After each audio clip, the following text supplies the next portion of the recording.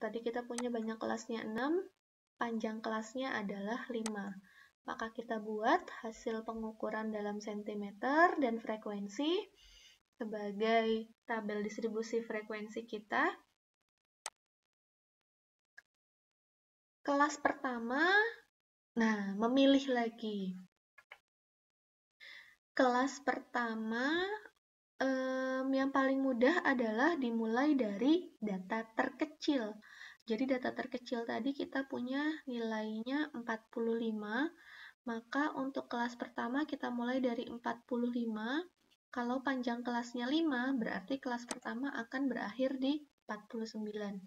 Kenapa? Karena ada 5 nilai di sini. Jadi dari 45 sampai 49 ada 5 nilai, yaitu 45, 46, 47, 48, 49. Ada 5 nilai. Karena panjang kelasnya 5. Gitu ya. Nah, apakah harus dimulai dari data terkecil? Tidak harus, kalian bisa memulainya dari 44, dari 43, dari 42. Sebenarnya pilihannya ada di tangan kita lagi. Yang penting data terkecilnya ada di dalam tabel distribusi frekuensi ini, gitu. Nah, kita lanjutkan. Kalau kelas pertamanya mulai dari 45 sampai 49, berarti kelas kedua setelah 49 adalah 50. Panjang kelasnya 5, berarti 50 sampai 54. Dilanjutkan lagi, 55 sampai 59, 60 sampai 64, 65 sampai 69, 70 sampai 74. Kita cek, panjang kelasnya 5, setiap kelas ini 5, lalu punya 6 kelas. Kelas pertama, kelas kedua, kelas ketiga, kelas keempat, kelas kelima, kelas keenam. Jadi sudah sesuai dengan aturan Sturges yang kita mau. Kemudian syaratnya tadi, data terkecil 45 ada, data terbesar 74 juga masuk ke dalam sini. Nah, selanjutnya kita tentukan frekuensinya. Untuk kelas pertama, data yang nilainya antara 4. Untuk kelas pertama adalah data yang nilainya dari 45 sampai 49. Ada berapa banyak datanya? Ada 3 data. Kelas kedua, yang nilainya dari 50 sampai 54. Ada berapa banyak?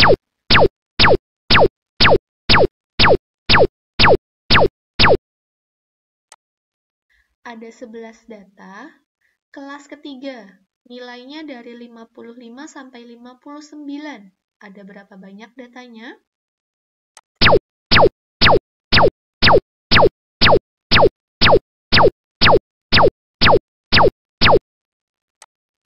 Ada 15 data. Kelas berikutnya, nilainya dari 60 sampai 64.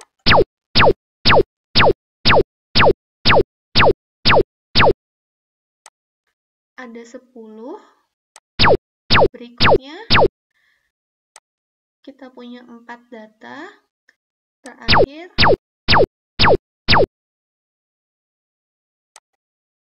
kita punya 5 data. Nah, kalau frekuensinya dijumlahkan, maka total ada sebanyak 48 data. Jadi inilah tabel distribusi frekuensi kita. Ingat tadi, langkah pertama adalah menentukan jangkauan, langkah kedua menentukan banyak kelas, langkah ketiga menentukan panjang kelas. Baru setelah itu dibuat tabel distribusi frekuensinya. Nah, dari tabel distribusi frekuensi ini bisa dikembangkan ke dalam penyajian data bentuk yang lain.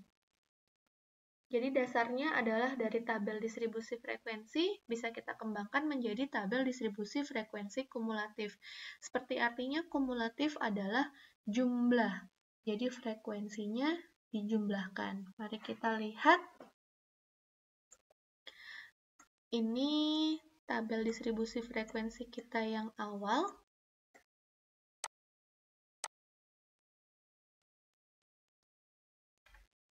Jadi, kita punya tabel distribusi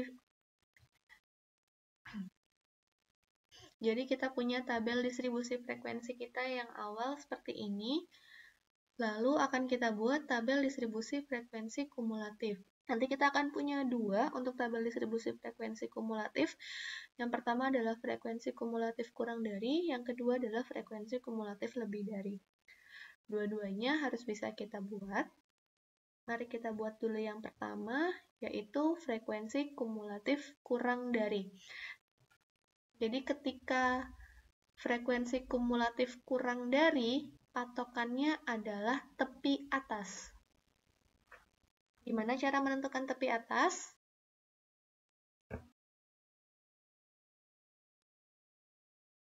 Ya, kalau selisih dari batas atas kelas pertama dengan batas bawah kelas kedua adalah 1, berarti tepi atasnya itu harus ditambah 1 dibagi 2. Nah, kita punya 49,5, 54,5, 59,5, 64,5, 69,5, dan terakhir 74,5. Jadi ingat tadi ya, 49 ditambah 50 dibagi 2. Jadi tepi atas kelas pertama. Dan seterusnya. Lalu frekuensi kumulatif kurang dari itu gimana?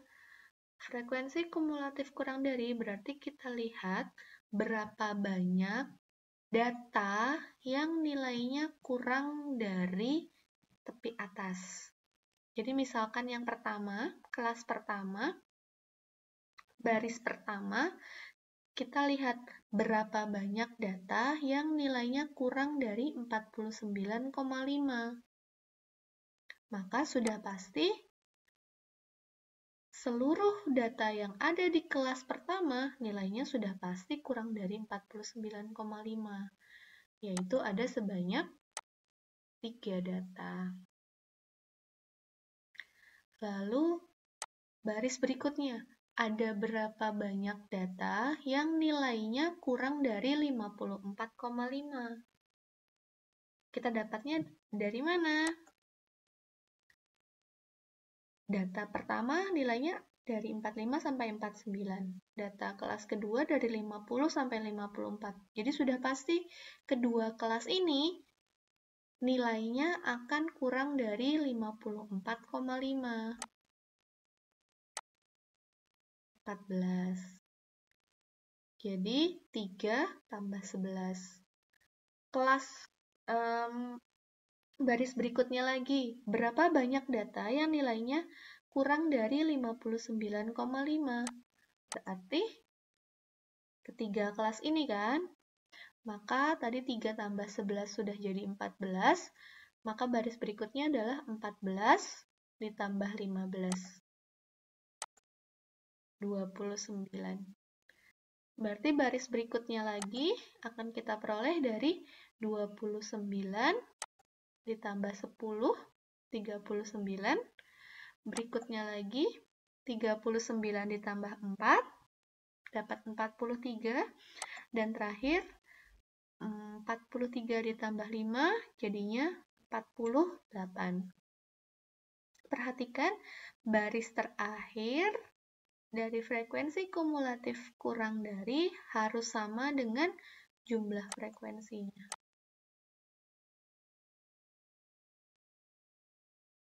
Nah, ini tabel distribusi frekuensi kumulatif kurang dari.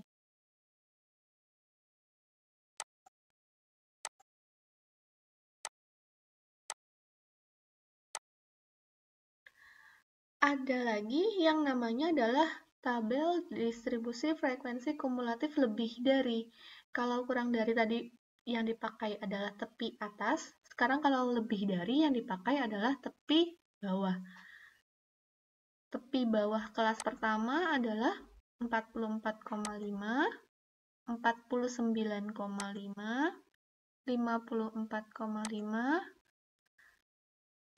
60 dikurangi 0,5, 59,5, 65 dikurangi 0,5, terakhir 70 dikurangi 0,5. Nah, frekuensi kumulatif lebih dari ini gimana bacanya? Bacanya adalah berapa banyak data yang nilainya lebih dari tepi bawah. Jadi baris pertama, berapa banyak sih data yang nilainya lebih dari 44,5?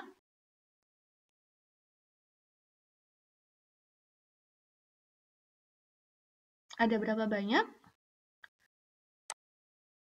Maka kita harus menjumlahkan semuanya ini. Karena data kelas pertama kan mulainya dari 45. Nah, kelas pertama saja sudah pasti lebih dari 44,5. Berarti semua kelas yang lain juga akan lebih dari 44,5. Berapa di sini? 48. Jadi sama dengan jumlah frekuensinya ya. Lalu baris berikutnya, berapa banyak data yang nilainya lebih dari 49,5? Artinya apa? Artinya ini semua. Jadi, dari kelas kedua, dimulai nilainya 50. Maka ke kelas berikutnya sudah pasti lebih dari 49,5 juga. Jadi kita jumlahkan ini semua, atau sama saja dengan kita menghilangkan 3-nya ya. Berarti 48 dikurangi 3. Maka kita punya 45. Kelas berikutnya, berapa banyak data yang nilainya lebih dari 54,5? Maka ini semua. Kita hilangkan lagi 11. Berarti 45 dikurangi 11. 34.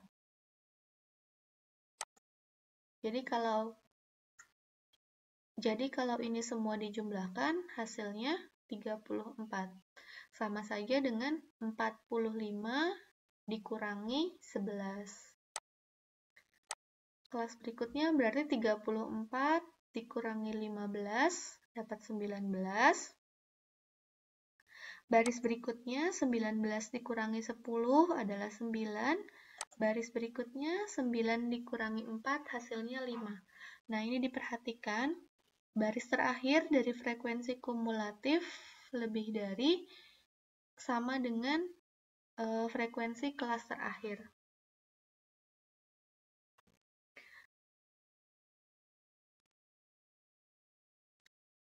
Diperhatikan ya, karena menentukan frekuensi kumulatif ini nanti akan terpakai. Diperhatikan ya, karena menentukan frekuensi kumulatif ini nanti akan kita pakai juga dalam penyajian data, terutama bentuk OGIF. Selain itu, dalam pengolahan data juga akan kita pakai terutama frekuensi kumulatif yang kurang dari.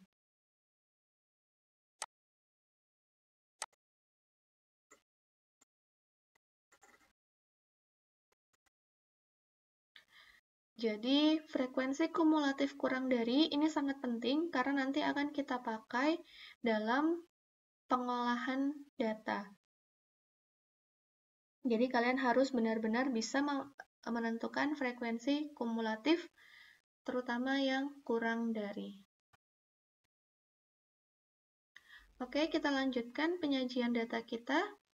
Jadi kita sudah belajar tabel distribusi frekuensi yang biasa, lalu tabel distribusi frekuensi kumulatif. Nah, penyajian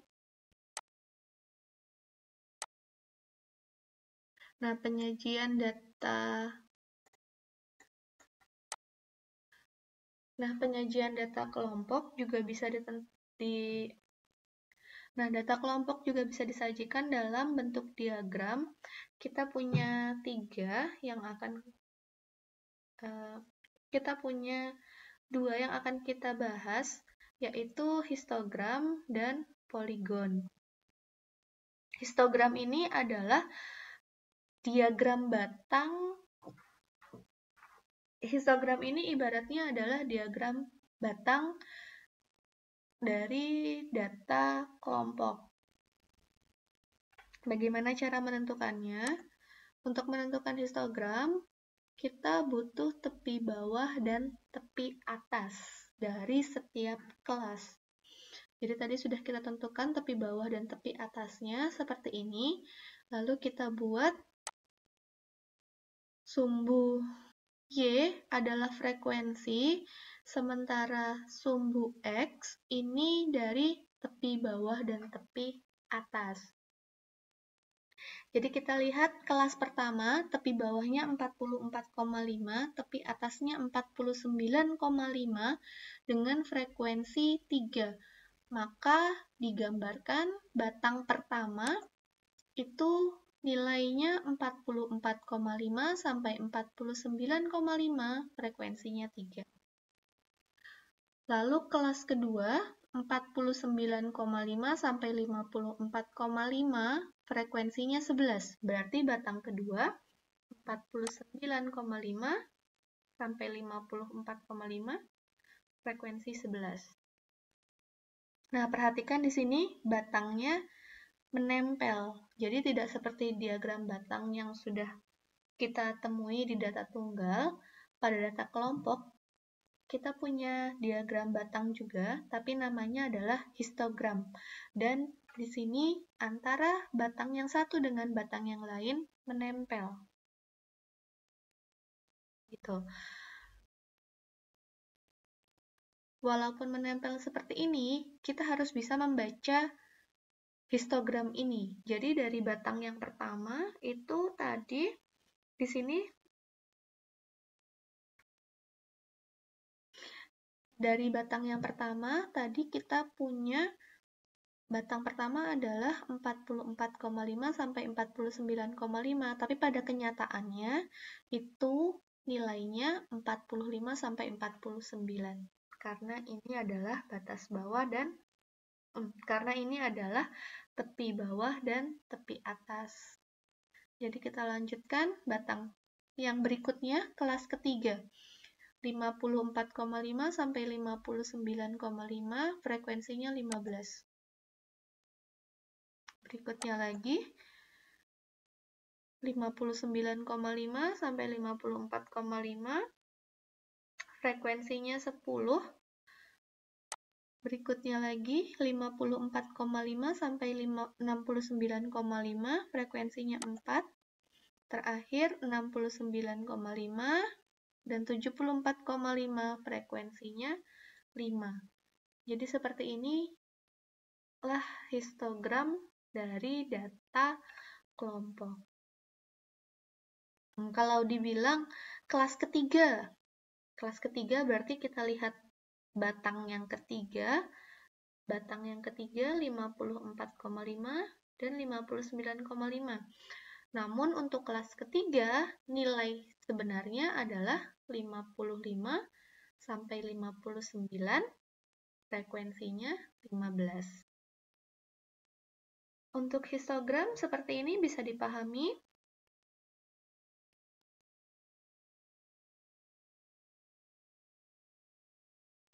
Oke, kita lanjutkan ke penyajian data yang berikutnya, yaitu poligon.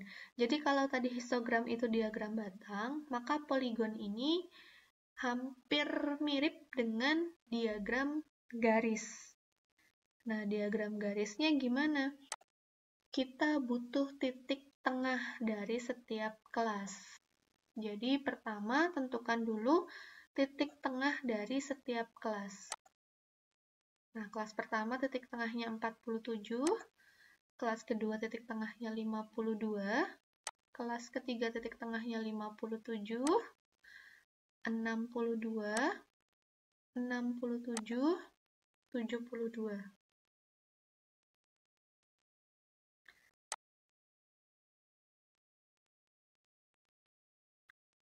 Oke, sampai yang kelas terakhir, titik tengahnya adalah 72. Kemudian, dari titik tengah inilah kemudian dihubungkan sehingga kita memperoleh diagram garisnya.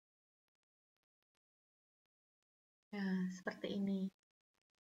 Tapi ini belum selesai, karena poligon itu kan artinya segi banyak. Segi banyak berarti dia harus tertutup. Nah, maka dari kelas pertama, kita hubungkan ke tengah-tengah sebelumnya, lalu dari kelas terakhir juga ke bawah. Jadi harus di close seperti ini ya. Baru kita akan memperoleh poligonnya. Tuh.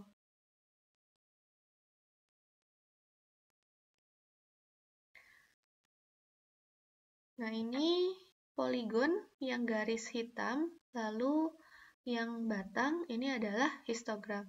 Yang harus diingat dalam membuat histogram, lebar setiap batang ini sama, karena interval setiap kelasnya selalu sama. Oke, sampai di sini untuk penyajian data kelompok. Silakan kalian pelajari lagi dari modulnya.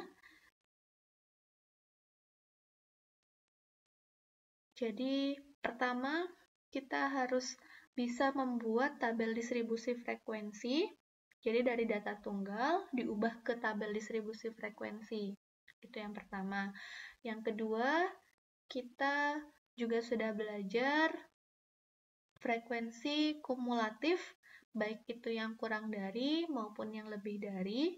Nah, ini penting karena nanti frekuensi kumulatif itu digunakan dalam pengolahan data juga. Lalu berikutnya lagi, kita juga sudah belajar mengenai histogram dan poligon, bagaimana cara membuatnya, dan bagaimana cara membacanya. Jadi kalau disajikan histogram, kita harus bisa membaca datanya juga. Kalau disajikan poligon, juga kita harus bisa membaca datanya. Nah, hari ini cukup sekian dulu. Kita lanjutkan lagi di pembahasan berikutnya mengenai statistika yang selanjutnya. Cukup sekian, sampai jumpa di lain waktu. Wassalamualaikum warahmatullahi wabarakatuh.